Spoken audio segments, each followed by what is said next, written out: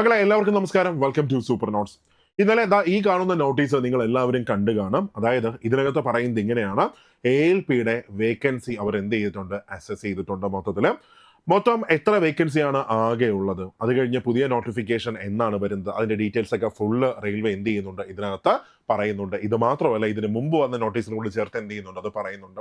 അപ്പോൾ അവിടെ നമുക്ക് മനസ്സിലാക്കാൻ പറ്റുന്ന കാര്യം, കഴിഞ്ഞ തവണയും ഇതുപോലെ ആയിരുന്നു. ആദ്യം ALPക്ക് ഒരു വേക്കൻസി വെച്ചൊരു നോട്ടിഫിക്കേഷൻ വന്നു. അതിനുശേഷം എന്ത് ചെയ്തു, വേക്കൻസി വീണ്ടും കൊണ്ട് ഏതാണ്ട് 2 മടങ്ങിലധികം ഇട്ടിട്ട് എന്ത് ചെയ്തു, വേക്കൻസി അങ്ങ് കൂടിയായിരുന്നു. മാത്രമല്ല, ഇനി ഈ വർഷം വരാൻ പോകുന്ന റെയിൽവേയുടെ പുതിയ നോട്ടിഫിക്കേഷൻസ് ഏതെല്ലാമാണ്, എന്നാണ് നോട്ടിഫിക്കേഷൻ വരാൻ പോകുന്നത്, വേക്കൻസി കൂടാനായിട്ട് ചാൻസ് ഉണ്ട്, നിലവിൽ ഗ്രൂപ്പ് ഡിയുടെയും NDPCയുടെ ഒക്കെ വേക്കൻസി കൂടാനായിട്ട് ചാൻസ് ഉണ്ട്. അങ്ങനെ എല്ലാ കാര്യങ്ങളും നമുക്ക് എന്ത് ചെയ്യാം, നമുക്ക് ഈ ഒരൊറ്റ സെഷനിൽ നമുക്ക് ഡിസ്കസ് ചെയ്യാം. അപ്പൊ അതിന് മുമ്പായിട്ട് നമ്മുടെ ചാനൽ സബ്സ്ക്രൈബ് ചെയ്യാത്ത ആരെങ്കിലും ഉണ്ടെങ്കിൽ എന്ത് ചെയ്യാം, ഒന്ന് സബ്സ്ക്രൈബ് ചെയ്തേക്കാം. അപ്പോൾ നമുക്ക് ഇതുപോലുള്ള എല്ലാ പുതിയ അപ്ഡേറ്റ്സും നമുക്ക് എന്ത് ചെയ്യാൻ പറ്റും, നമുക്ക് അറിയാനായിട്ട് പറ്റും. ഓക്കെ, ഇവിടെ ഫസ്റ്റ് നോക്കാം. ഈ നോട്ടീസ് വന്നേക്കുന്നത് മെനഞ്ഞാന്നാണ് നോട്ടീസ് വന്നേക്കുന്നത്. പക്ഷെ ഇന്നലെയാണ് റെയിൽവേ എന്ത് ചെയ്തത്, ഈ നോട്ടീസ് ഒഫീഷ്യലായിട്ട് പുറത്തിറക്കിയത്. അതായത് അസിസ്റ്റന്റ് ലോക്കോ പൈലറ്റിന്റെ വേക്കൻസി മൊത്തത്തിൽ വന്നിട്ടുണ്ട്. നോക്കിയിടാം എത്ര വേക്കൻസിയാണ് ആകെ വന്നേക്കുന്നത്. ആകെ വന്നേക്കുന്നത് 9,970 വേക്കൻസിയാണ് ആകെ വന്നേക്കുന്നത്. 9,970 വേക്കൻസി. സോ കഴിഞ്ഞ തവണത്തെ നോട്ടിഫിക്കേഷനുമായിട്ട് കമ്പയർ ചെയ്യുമ്പോൾ ഇവിടെ അതിൽ കുറച്ച് കാര്യങ്ങൾ എനിക്ക് നിങ്ങളുമായിട്ട് ഷെയർ ചെയ്യാനുണ്ട്. ഇപ്പൊ നോക്കാം, ഈ കാണുന്നത് ഫസ്റ്റ് ഇവിടെ നിങ്ങൾ നോക്കി നോക്കിയിടാം. ഇവിടെ നിങ്ങൾ ഈ കാണുന്നത് കഴിഞ്ഞ തവണത്തെ ALPയുടെ ഫസ്റ്റ് നോട്ടിഫിക്കേഷൻ ആണ് ഇവിടെ കാണുന്നത്. കണ്ടായിരുന്നു? ഇപ്പോൾ 2024 വന്ന അസിസ്റ്റന്റ് ലോക്കോ പൈലറ്റിന്റെ നോട്ടിഫിക്കേഷൻ. ഇവിടെ നോക്കുക, ഫസ്റ്റ് എത്ര നോട്ടിഫിക്കേഷനുമായിട്ടാണ് എത്ര വേക്കൻസിയുമായിട്ടാണ് നോട്ടിഫിക്കേഷൻ വന്നിരിക്കുന്നത്. അപ്പൊ ആദ്യം 5,696 വേക്കൻസിയുമായിട്ടാണ് നോട്ടിഫിക്കേഷൻ വന്നിരിക്കുന്നത്. കണ്ടായിരുന്നോ? ഫസ്റ്റ് വന്നത് ഇങ്ങനെയാണ്, വെറും 5,696 വേക്കൻസിയുമായിട്ട് നോട്ടിഫിക്കേഷൻ വന്നു. അപ്പൊ അതിനുശേഷം നിങ്ങൾ നോക്കുക, അതിനുശേഷം എന്ത് ചെയ്തു, അതിനുശേഷം റെയിൽവേ ALPയുടെ വേക്കൻസി എന്ത് ചെയ്തു, കൂട്ടിക്കൊണ്ട് വീണ്ടും എന്ത് ചെയ്തിട്ടുണ്ട്, വിജ്ഞാപനം ഇറക്കിയിട്ടുണ്ട്. അതാണ് നിങ്ങൾ ഈ കാണുന്ന ഈ ഒരു നോട്ടീസ്. ഓക്കെ, അപ്പൊ ഇവിടെ റെയിൽവേ രണ്ടാമതായിട്ട് വേക്കൻസി കൂട്ടി എത്രയാണെന്ന് നോക്കി. അതായത് ഫസ്റ്റ് നോട്ടിഫിക്കേഷനിൽ എത്രയായിരുന്നു വേക്കൻസി, ഫസ്റ്റ് നോട്ടിഫിക്കേഷനിൽ വന്നപ്പോൾ ഏതാണ്ട് 5,696 വേക്കൻസി ആണെങ്കിൽ അതിനെ കൂട്ടിക്കൊണ്ട് വന്നേക്കുന്നത് എത്രയാണ്, രണ്ടാമത് കൂട്ടിയത് 18,799 ആയിട്ട് വേക്കൻസി എന്ത് ചെയ്തു, ഉയർത്തിയായിരുന്നു. കണ്ടായിരുന്നോ? ടോട്ടല് എത്ര വേക്കൻസിയാണ്, 18,799 ആയിട്ട് വേക്കൻസി ALPയുടെ റെയിൽവേ എന്ത് ചെയ്തിട്ടുണ്ട്, ഉയർത്തിയിട്ടുണ്ട്. അപ്പോൾ ഇവിടെയും ഫസ്റ്റ് അസസ് ചെയ്തേക്കുന്നതാണ് ഈ വെറും ഈ കാണുന്ന നമ്മുടെ നോട്ടിഫിക്കേഷൻ, അതായത് 9,970. ഇനി നമുക്ക് എന്ത് ചെയ്യാം, വേക്കൻസി കൂടാനായിട്ടൊക്കെ ചാൻസ് ഉണ്ട്. ഇത് ഫസ്റ്റ് അസസ് ചെയ്തേക്കുന്ന നിലവിൽ എത്ര വേക്കൻസി ഉണ്ട്, പക്ഷേ ഇത് നമുക്ക് എന്ത് ചെയ്യാം, ഫ്യൂച്ചറിൽ കൂടാം. അത് കഴിഞ്ഞ നോട്ടിഫിക്കേഷൻ ഞാനിവിടെ പ്രൂഫ് ആയിട്ടാണ് ചെയ്തിരിക്കുന്നത്, പറഞ്ഞേക്കുന്നത്. ഇനി നെക്സ്റ്റ് അടുത്തൊരു എക്സാം കലണ്ടറിലേക്ക് നമ്മൾ പോവുകയാണെങ്കിൽ, നിങ്ങൾ ഓർമ്മയുണ്ടോ എന്ന് നിങ്ങൾക്ക് അറിയത്തില്ല.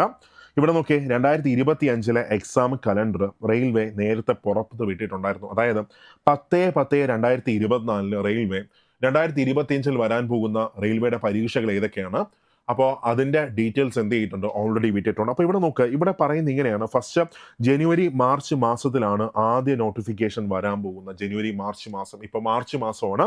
ഫസ്റ്റ് വരാൻ പോകുന്ന നോട്ടിഫിക്കേഷൻ ഏതായിരിക്കും, പുതിയ നോട്ടിഫിക്കേഷൻ അസിസ്റ്റന്റ് ലോക്കോ പൈലറ്റ് ആണ്.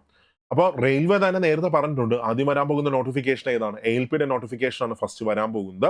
അത് ജനുവരിയിലായിരിക്കും എന്ത് ചെയ്യുന്നത്, അതിന്റെ പ്രപ്പോസൽ ഡ്രാഫ്റ്റ് എന്ത് വരാൻ പോകുന്നത്. പക്ഷേ പീരീഡ് പറയുന്നത് ജനുവരി ടു മാർച്ച് ആണ്. അതായത് ഫസ്റ്റ് ക്വാർട്ടറിലാണ് ALPയുടെ നോട്ടിഫിക്കേഷൻ വരാൻ പോകുന്നത് എന്നാണ് റെയിൽവേ തന്നെ ഇപ്പോൾ പറഞ്ഞിരിക്കുന്നത്. പക്ഷേ എനിക്ക് തോന്നുന്നില്ല ഈ മാസം പുതിയ നോട്ടിഫിക്കേഷനൊക്കെ വരുമെന്ന് എനിക്ക് ഒരു പ്രതീക്ഷയില്ല. കാരണം എന്ന് വെച്ചാൽ ഇപ്പോൾ നിലവിലുള്ള ALPയുടെ പരീക്ഷ നടക്കുന്നേ ഉള്ളൂ. 2024 വന്ന നോട്ടിഫിക്കേഷന്റെ എക്സാമിന്റെ CBT 2 ഇപ്പോൾ നടക്കുന്നേ ഉള്ളൂ. അത് മാത്രമല്ല, എക്സാം ഒക്കെ എന്ത് ചെയ്തു, CBT 2 ആണെങ്കിൽ ഇപ്പോൾ കഴിഞ്ഞ 19-20 എക്സാം എന്ത് ചെയ്തു, ക്യാൻസൽ ആവുകയും ചെയ്യായിരുന്നു.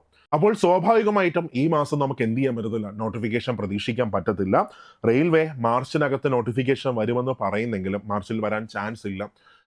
നമുക്ക് എന്ത് ചെയ്യാം, അടുത്ത മാസം ഏപ്രിലോ അല്ലെങ്കിൽ മെയ്യിലോ നമുക്ക് എന്ത് ചെയ്യാം, ഫസ്റ്റ് ALPയുടെ നോട്ടിഫിക്കേഷൻ നമുക്ക് പ്രതീക്ഷിക്കാം. ഓക്കെ, അപ്പോൾ റെയിൽവേ എന്തായാലും ഇനി വൈകാനൊന്നും ചാൻസ് ഇല്ല. വൈകാൻ ചാൻസ് ഇല്ല എന്ന് അതുകൊണ്ടാണ് ഇപ്പോൾ വേക്കൻസി എത്രയാണെന്ന് പറഞ്ഞിട്ട് നോട്ടീസൊക്കെ എന്ത് ചെയ്തേക്കുന്നത്, ഇട്ടേക്കുന്നത്. അതായത് ഉടൻ തന്നെ നോട്ടിഫിക്കേഷൻ അവർ അടുത്ത് എന്ത് ചെയ്യായിരിക്കും ചെയ്യുന്നത്, അതിൻ്റെ ഡ്രാഫ്റ്റ് തയ്യാറാക്കിയായിരിക്കും അവർ ചെയ്യാൻ പോകുന്നത്. അപ്പോൾ സ്വാഭാവികമായിട്ടും അടുത്ത മാസം ഏപ്രിൽ മാസത്തിലോ അല്ലെങ്കിൽ മെയ് ഫസ്റ്റിലോ നമുക്ക് എന്ത് ചെയ്യാം, നമുക്ക് ALPയുടെ പുതിയ നോട്ടിഫിക്കേഷൻ നമുക്ക് പ്രതീക്ഷിക്കാം. ഓക്കെ, അത് കഴിഞ്ഞ് അടുത്ത് വരാൻ പോകുന്ന നോട്ടിഫിക്കേഷൻ ഏപ്രിൽ, മെയ്, ജൂൺ മാസങ്ങളിൽ വരാൻ പോകുന്ന നോട്ടിഫിക്കേഷൻ ടെക്നീഷ്യൻ നോട്ടിഫിക്കേഷനാണ് അടുത്ത് വരാൻ പോകുന്നത്.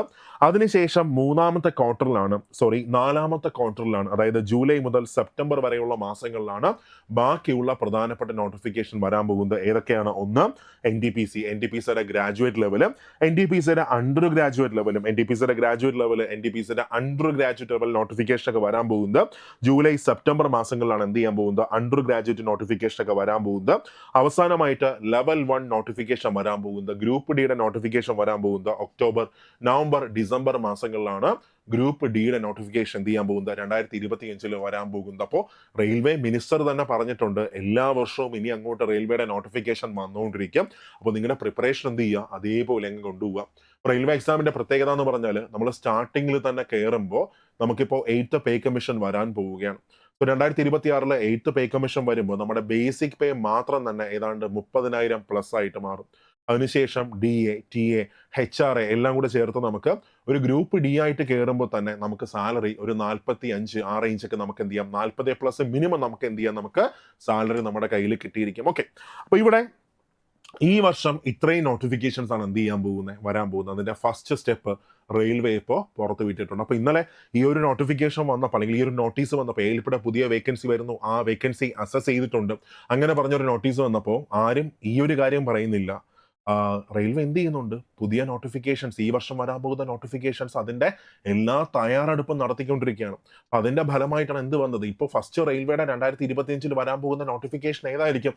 ALPയുടെ നോട്ടിഫിക്കേഷൻ ആയിരിക്കും വരാൻ പോകുന്നത്. അപ്പോൾ റെയിൽവേ അതിന്റെ തയ്യാറെടുപ്പ് നടത്തിക്കൊണ്ടിരിക്കുകയാണ്. അതിന്റെ ഭാഗമായിട്ടാണ് ഫസ്റ്റ് എന്ത് ചെയ്തേക്കുന്നത്? ഈ വേക്കൻസി നോക്കിയിട്ട് ഇട്ടേക്കുന്നത്. അപ്പോൾ നമുക്ക് എന്ത് ചെയ്യാം? അടുത്ത ഏതൊരു മൊമെന്റിലും, ഈ മാസം നമുക്ക് നോക്കണ്ട, ഏപ്രിൽ ആയാലും അല്ലെങ്കിൽ മെയ്യിലായാലും നമുക്ക് എന്ത് ചെയ്യാം? മെയ് പോകാൻ ചാൻസ് ഇല്ല, ഏപ്രിലിൽ തന്നെ നമുക്ക് ഫസ്റ്റ് ആയിട്ട് ALPയുടെ നോട്ടിഫിക്കേഷൻ നമുക്ക് പ്രതീക്ഷിക്കാം. ബാക്കിയെല്ലാം ഇങ്ങനെ വന്നുകൊണ്ടിരിക്കും. ഓക്കെ, അവിടെ സന്തോഷകരമായ ഒരു വാർത്ത എന്താണെന്ന് ചോദിച്ചാലും, ഇപ്പോൾ 5 വർഷങ്ങൾക്ക് ശേഷമാണ് 2024 ഇത്രയും നോട്ടിഫിക്കേഷൻസ് റെയിൽവേയുടെ വന്നേക്കുന്നത്. അതായത് ALP ആയിക്കോട്ടെ, ടെക്നീഷ്യൻ ആയിക്കോട്ടെ, NTPC ആയിക്കോട്ടെ, ഗ്രൂപ്പ് ഡി ആയിക്കോട്ടെ. അതിനുശേഷം അടുത്ത് പുതിയൊരു നോട്ടിഫിക്കേഷൻ വരുമ്പോൾ എല്ലാവരും കരുതിയിരുന്നത് വേക്കൻസിയൊക്കെ എന്തായിരിക്കും? കുറവായിരിക്കും, അങ്ങനെയൊക്കെ കരുതുന്നത്. പക്ഷെ അല്ല, 9,000+ വേക്കൻസിയുമായിട്ടാണ് ALP നോട്ടിഫിക്കേഷൻ എന്ത് ചെയ്തേക്കുന്നത്? വരാൻ പോകുന്നത്. അപ്പോൾ ഈ വർഷം വരാൻ പോകുന്ന ബാക്കിയുള്ള പരീക്ഷകളിൽ നമുക്ക് എന്ത് ചെയ്യാം? ഒരു മിനിമം വേക്കൻസി നമുക്ക് എന്ത് ചെയ്യാം? നമുക്ക് പ്രതീക്ഷിക്കാം. അപ്പോൾ അതിനകത്ത് ഒരു നിരാശയും വേണ്ട. അപ്പോൾ പ്രിപ്പയർ ചെയ്യുന്ന ആൾക്കാരൊക്കെ എന്ത് ചെയ്യുക? നന്നായിട്ടങ്ങ് പ്രിപ്പയർ ചെയ്തുകൊണ്ടിരിക്കുക. റെയിൽവേ എക്സാമിന്റെ പ്രത്യേകത എന്താണ്? ഇപ്പോൾ നിങ്ങൾ ഒരുപാട് ആൾക്കാർ NTPC, ഗ്രൂപ്പ് ഡി ഒക്കെ അപ്ലൈ ചെയ്തിട്ട് നിൽക്കുന്ന ആൾക്കാരാണ്. അപ്പോൾ മനസ്സിലാക്കുക, നമ്മൾ നന്നായിട്ട് എഫേർട്ട് കൊടുത്ത് പഠിച്ചാൽ വളരെ പെട്ടെന്ന് നമുക്ക് എന്ത് ചെയ്യാൻ പറ്റും? നമുക്ക് ജോലിയിലേക്ക് നമുക്ക് കയറാൻ പറ്റും. നിങ്ങളിപ്പോൾ ഈ വർഷം വന്നേക്കുന്ന നോട്ടിഫിക്കേഷൻ പ്രിപ്പയർ ചെയ്യുന്ന ആൾക്കാരാണെങ്കിൽ നിങ്ങൾക്ക് 2025 ഈ വർഷം 2025 അവസാനം തന്നെ നിങ്ങൾക്ക് എന്ത് ചെയ്യാം? സർവീസിൽ കയറാം. ഇപ്പോൾ NTPC ആണെങ്കിൽ ഗ്രാജുവേറ്റ് ലെവൽ എക്സാം നമുക്ക് മെയ്യിൽ പ്രതീക്ഷിക്കാം. അണ്ടർ ഗ്രാജുവേറ്റ് ആണെങ്കിൽ നമുക്ക് എന്ത് ചെയ്യാം? മെയ്, ജൂണിൽ പ്രതീക്ഷിക്കാം. അപ്പോൾ അതിൻ്റെയൊക്കെ എല്ലാം കഴിഞ്ഞ് നമുക്ക് അഡ്വൈസ് ഏത് സമയത്ത് കിട്ടും? ഡിസംബർ ഒക്കെ ആകുമ്പോൾ നമുക്ക് സർവീസിൽ കയറാം. അതുപോലെ തന്നെയാണ് ഗ്രൂപ്പ് ഡിയും. അവിടെ എക്സാം നമ്മൾ പ്രതീക്ഷിക്കുന്നത് ജൂൺ, ജൂലൈ മാസങ്ങളിലാണ് എക്സാം പ്രതീക്ഷിക്കുന്നത്. അത് കഴിഞ്ഞാൽ പിന്നെ ഫിസിക്കൽ, മെഡിക്കൽ ഒക്കെ എന്ത് ചെയ്യും? ഒരു 3 മാസത്തിനകത്ത് അതെല്ലാം നടക്കും. വളരെ പെട്ടെന്ന് തന്നെ റെയിൽവേ എന്ത് ചെയ്യും? എക്സാം, അതിന്റെ പ്രൊസീജിയേഴ്സ് ബാക്കിയെല്ലാം കണ്ടിരിക്കും. അതിന് ഏറ്റവും നല്ല ഉദാഹരണമാണ് ALPയുടെ ഒക്കെ CBT 1 എക്സാം നടന്നത് വെറും 4 ദിവസം കൊണ്ടാണ്. അതായത് ഇന്ത്യ മഹാരാജ്യത്ത് ഇത്രയും ആൾക്കാർ അപ്ലൈ ചെയ്ത എക്സാമൊക്കെ അവർക്ക് എന്ത് ചെയ്യാൻ പറ്റി? ഈസി ആയിട്ട് അവർക്ക് എന്ത് ചെയ്യാൻ പറ്റി? നടത്താൻ പറ്റി. അതും കഴിഞ്ഞ എക്സാമിൻ്റെ ഒക്കെ സ്റ്റാർട്ടിങ്ങിലൊക്കെ ആണെങ്കിൽ CGL ഒക്കെ നടക്കുന്ന ആ സമയത്താണ് റെയിൽവേയുടെ എക്സാം എന്ത് ചെയ്ത് നടന്നുകൊണ്ടിരുന്നത്. എന്നിട്ട് അവർക്ക് എന്ത് ചെയ്യാൻ പറ്റി? എക്സാം സെന്റേഴ്സ് അവർക്ക് കണ്ടെത്താൻ പറ്റി. അപ്പോൾ ഇപ്പോൾ മെഷീനറി വളരെ ഫാസ്റ്റിലാണ് എന്ത് ചെയ്യുന്നത്? സഞ്ചരിച്ചുകൊണ്ടിരിക്കുന്നത് മെഷീനറി. അപ്പോൾ പ്രിപ്പയർ ചെയ്യുക. നിങ്ങൾ എല്ലാം എന്ത് ചെയ്യും? അതിൻ്റെ സമയത്ത് നടക്കും. നിങ്ങൾ പ്രിപ്പയർ ചെയ്തുകൊണ്ടിരിക്കുകയാണെങ്കിൽ നിങ്ങൾക്ക് എന്ത് ചെയ്യാം? ഈ വർഷം അവസാനം നിങ്ങൾക്ക് സർവീസിൽ കയറാം. ഇനി 2025 വരാൻ പോകുന്ന നോട്ടിഫിക്കേഷൻസ് ആണെങ്കിൽ നമുക്ക് എന്ത് ചെയ്യാം? 2026 സ്റ്റാർട്ടിങ്ങിൽ അല്ലെങ്കിൽ അവസാനം, സ്റ്റാർട്ടിങ്ങിൽ എന്തായാലും കിട്ടാൻ പോകുന്നില്ല, 2026 അവസാനം നമുക്ക് എന്ത് ചെയ്യാൻ പറ്റും? നമുക്കൊരു സെൻട്രൽ ഗവൺമെന്റ് എംപ്ലോയി ആയിട്ട് നമുക്ക് മാറാൻ പറ്റും. മാത്രമല്ല, നമ്മൾ ഗ്രൂപ്പ് ഡി ആയിട്ട് കയറുകയാണെങ്കിൽ തന്നെ നമുക്ക് എന്ത് ചെയ്യാം? നമുക്ക് ഡിപ്പാർട്ട്മെന്റ് ടെസ്റ്റ് ഒക്കെ എഴുതി വളരെ പെട്ടെന്ന് തന്നെ നമുക്ക് പ്രൊമോഷൻ കിട്ടി മേളിലോട്ട് പോകാം. നിങ്ങൾക്കൊരു ഹയർ ക്വാളിഫിക്കേഷൻ ഉണ്ടെങ്കിൽ, അതായത് ഡിഗ്രി, BTech, ഡിപ്ലോമ അതേപോലുള്ള ക്വാളിഫിക്കേഷൻസ് ഉണ്ടെങ്കിൽ നിങ്ങൾക്ക് എന്ത് ചെയ്യാം? നിങ്ങൾക്ക് വളരെ പെട്ടെന്ന് തന്നെ ടെസ്റ്റ് എഴുതി നിങ്ങൾക്ക് മെയിലിലോട്ട് നിങ്ങൾക്ക് പോകാനായിട്ട് പറ്റും. ഓക്കെ, അപ്പോൾ നന്നായിട്ട് വർക്ക് ചെയ്തോ. പുതിയ അപ്ഡേറ്റ്സ് ഒക്കെ വന്നുകൊണ്ടിരിക്കുകയാണ്. പുതിയ നോട്ടിഫിക്കേഷൻസ് വരാൻ പോവുകയാണ്. അതിനുവേണ്ടി നിങ്ങൾ എന്ത് ചെയ്യുക, നന്നായിട്ട് നിങ്ങൾ തയ്യാറാവുക. ഓക്കെ, അവിടെ നമ്മൾ സൂപ്പർ നോട്ട്സ് നിങ്ങൾക്ക് എല്ലാ സപ്പോർട്ടും നിങ്ങൾക്ക് തന്നിരിക്കും. ഇപ്പോൾ നമ്മൾ 2 ബാച്ചുകളാണ് ഇപ്പോൾ നമ്മൾ സ്റ്റാർട്ട് ചെയ്തിരിക്കുന്നത്.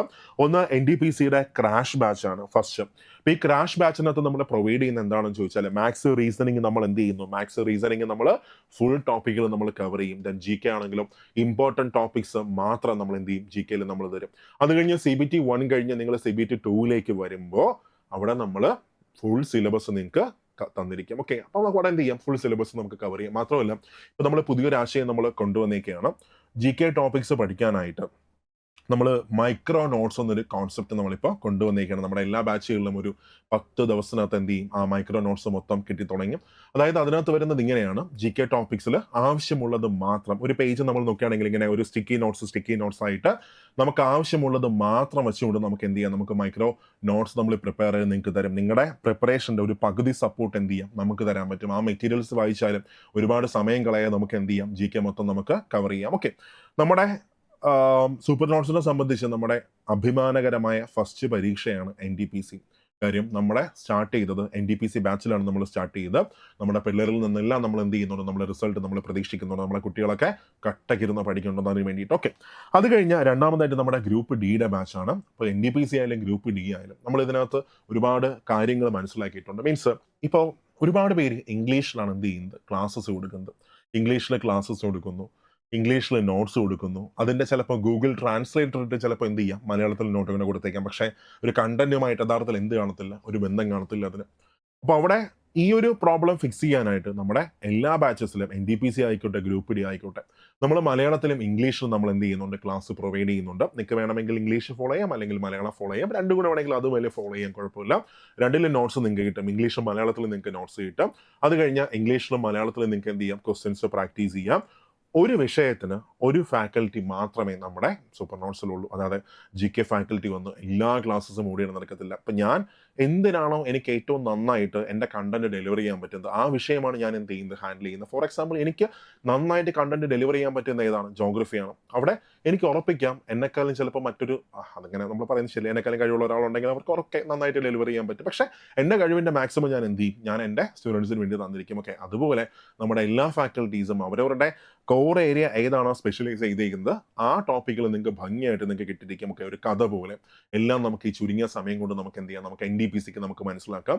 ഗ്രൂപ്പ് ഡി ആണെങ്കിൽ ഇനി നമ്മുടെ മുമ്പിൽ ഏതാണ്ട് ഒരു 3 മാസം പ്ലസ് ഉണ്ട്. അതായത് ഇപ്പോൾ മാർച്ചാണ്, ഏപ്രിൽ, മെയ്, ജൂൺ. ഓക്കെ, 3 മാസം നമ്മുടെ മുമ്പിലുണ്ട്. ആ 3 മാസം കൊണ്ട് നമുക്ക് എന്ത് ചെയ്യാം, നമുക്ക് എല്ലാ ടോപ്പിക്കുകളും തീർത്ത് പ്രോപ്പറായിട്ടൊരു റിവിഷൻ കൊടുത്ത് നമുക്ക് ഒരുപാട് ക്വസ്റ്റ്യൻസ് പ്രാക്ടീസ് ചെയ്യുന്നതിന് നമുക്ക് എക്സാം സെൻറ്ററിലേക്ക് നമുക്ക് പോകാം. അതായത് ഒരു കുട്ടി പ്രിപ്പയർ ചെയ്യുമ്പോൾ നമ്മൾ എങ്ങനെ അവരെ സപ്പോർട്ട് ചെയ്യുന്നത്, അവർക്ക് പ്രോപ്പറായിട്ട് ക്ലാസ് കൊടുക്കുന്നുണ്ട്, അവർക്ക് പ്രോപ്പറായിട്ട് റിവിഷൻ കൊടുക്കുന്നുണ്ട്, അവർക്ക് പ്രോപ്പറായിട്ട് നോട്ട്സ് കൊടുക്കുന്നുണ്ട്. അത് കഴിഞ്ഞാൽ അവർക്ക് പ്രോപ്പറായിട്ട് മെൻറ്റർ സപ്പോർട്ട് കൊടുക്കുന്നുണ്ട്, അവർക്ക് പ്രോപ്പറായിട്ട് ഏറ്റവും നല്ല ക്വസ്റ്റ്യൻസ് നമ്മൾ കൊടുക്കുന്നുണ്ട്.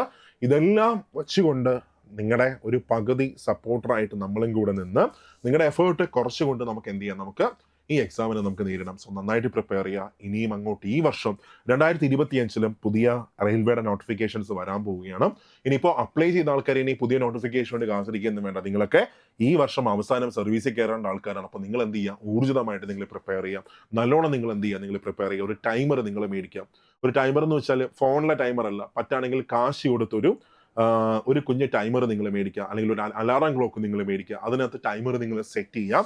ടൈമർ നിങ്ങൾ സെറ്റ് ചെയ്തിട്ട് നിങ്ങളുടെ പ്രിപ്പറേഷൻ എല്ലാ ദിവസവും ഒരു 5 മണിക്കൂർ അല്ലെങ്കിൽ 7 മണിക്കൂർ നിങ്ങൾ എന്ത് ചെയ്യുക, ടൈമറിലിട്ടേക്കുക. ആ ടൈമറിലിട്ടിട്ട് അവിടെ നിന്ന് കൗണ്ട് ഡൗൺ നിങ്ങൾ ചെയ്യുക. അപ്പോൾ നിങ്ങൾക്ക് കുറച്ചും കൂടെ പ്രൊഡക്റ്റീവായിട്ട് നമുക്ക് എന്ത് ചെയ്യാൻ പറ്റും, പ്രിപ്പറേഷൻ മുമ്പിലോട്ട് കൊണ്ടുപോകാൻ പറ്റും. അല്ലാതെ എൻ്റെ മനസ്സിനകത്ത് ഞാൻ ചിലപ്പോൾ 10 മണിക്കൂർ പഠിക്കുന്നുണ്ടായിരിക്കും, പക്ഷേ യഥാർത്ഥത്തിൽ സമയം എടുത്ത് നോക്കുകയാണെങ്കിൽ ഒരു 4 മണിക്കൂർ പോലും നമ്മൾ എന്ത് ചെയ്യത്തില്ല, പ്രോപ്പറായിട്ട് പഠിക്കത്തില്ല. നമ്മൾ പഠിച്ചുകൊണ്ടിരിക്കുമ്പോൾ ചിലപ്പോൾ ചായ കുടിക്കാൻ പോകുന്നു, ആരെങ്കിലും വരുന്നു, അങ്ങോട്ട് പോകുന്നു, കാര്യം പറയുന്നു, ഫോൺ വരുന്നു, സോഷ്യൽ മീഡിയ നോക്കുന്നു. അങ്ങനെയൊക്കെ നോക്കി നമ്മുടെ പ്രൊഡക്റ്റീവ് സമയം വളരെ കുറയും. സോ പഠിക്കുന്ന സമയം എന്ത് ചെയ്യുക, ഒരു ടൈമർ ഇട്ട് നിങ്ങൾ പഠിക്കുക. അങ്ങനെ നന്നായിട്ട് നിങ്ങൾ എന്ത് ചെയ്യുക, നിങ്ങൾ വർക്ക് ചെയ്യുക. പുതിയ നോട്ടിഫിക്കേഷൻസും എന്ത് ചെയ്യാൻ പോവുകയാണ്, വരാൻ പോവുകയാണ്. പ്രിപ്പറേഷൻ നന്നായിട്ട് നിങ്ങൾ കൊണ്ടുപോകും. ഓക്കെ, അപ്പോൾ നമ്മുടെ ഏതെങ്കിലും ഒരു ബാച്ചിൽ നിങ്ങൾക്ക് ജോയിൻ ചെയ്യാൻ താല്പര്യം ഉണ്ടെങ്കിൽ നിങ്ങൾക്ക് ഈ നമ്പറിൽ കോൺടാക്ട് ചെയ്യാം. ഇവിടെ 2 നമ്പർ കിടപ്പുണ്ട്. ഇതിലേതെങ്കിലും നിങ്ങൾക്ക് എന്ത് ചെയ്യാം, നിങ്ങൾക്ക് കോൺടാക്ട് ചെയ്യാം. ഓക്കെ, എല്ലാ സപ്പോർട്ടും നമ്മൾ നിങ്ങൾക്ക് തരും. അപ്പോൾ നന്നായിട്ട് വർക്ക് ചെയ്യുക. So thank you all.